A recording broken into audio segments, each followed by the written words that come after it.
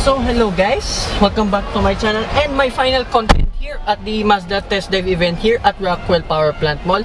So you all been waiting for this, I know it. So this is the all-new 2024 Mazda CX-30 HEV. Yes, this is the first time I've ever encountered a CX-30 on my channel, and yeah, what a way to go. Okay, let's get that thing out of the way.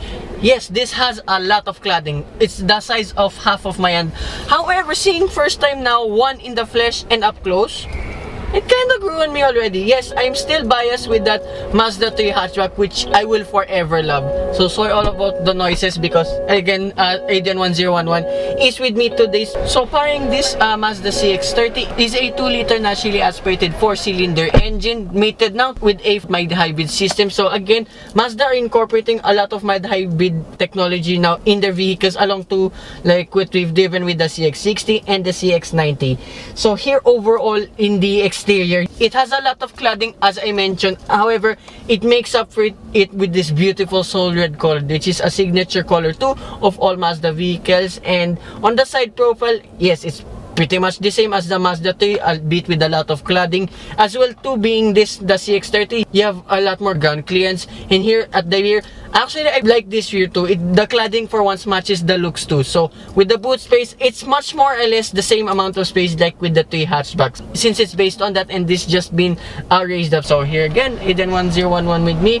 I think he just finished his walk around tour of this CX-30. So first impressions immediately here in the interior, there's a lot of soft squeegee materials along with red-orange stitching and Alcantara materials here on the dashboard. Very nice to the touch everywhere. Barely hints of plastic everywhere apart here in the door cards, which houses cup holders and for your cubby spaces, but that's mainly it.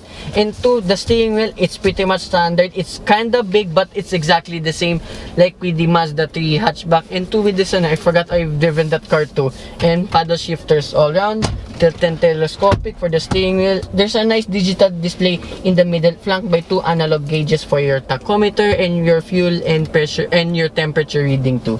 Here in the door card, yes, a lot more squeegee material here and there, a little bit more durable now, but still very nice to the touch. And yeah, a more red-orange stitchings here all around.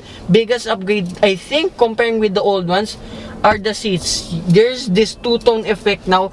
I freaking love this spec now.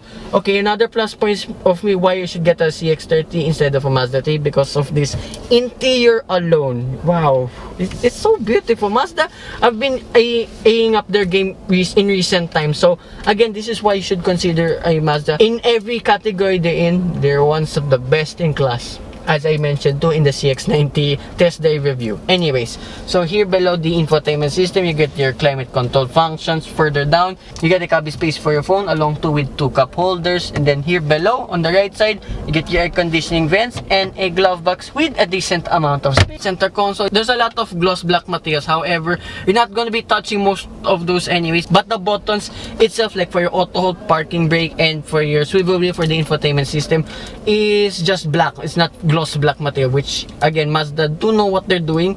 Sport toggle switches here, and I think this is a first for the CX-30. Let me know in the comments down below, because I've never toured any of the previous model years. You get a slide function for your center console box, which actually killed my fingers, and you have a decent amount of space with the divider along with 2 USB-C ports and a 12-volt socket.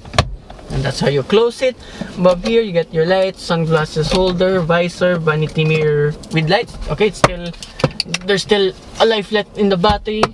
And yeah, that's pretty much here in front. So rear seats pretty much the same where Adrian is, again with the two-tone effect on the seats. Space in there is pretty much the same like with the Mazda 3 hatchback. Why would you go for the CX-30 instead of the Mazda 3 hatchback? Is because of this. Yes, with the little increase of ground clearance, you can someone off-road is this, but hence this is only the HEV front wheel drive van. Low, maybe hopefully Mazda Philippines soon will bring the all-wheel drive van. We will never know. And one weird thing coming from the Mazda 3 hatchback, even though you have a big D-pillar, there's still a lot of natural light coming in compared with the 3 hatchback. There's corner, that's why too, there's corner windows too on either side. No wonder. That's a bit of an upgrade from the 3 hatchback to this CX-30. So for the cost of all of this, 1,195,000 pesos. So, binawas since I toured to the Mazda 3.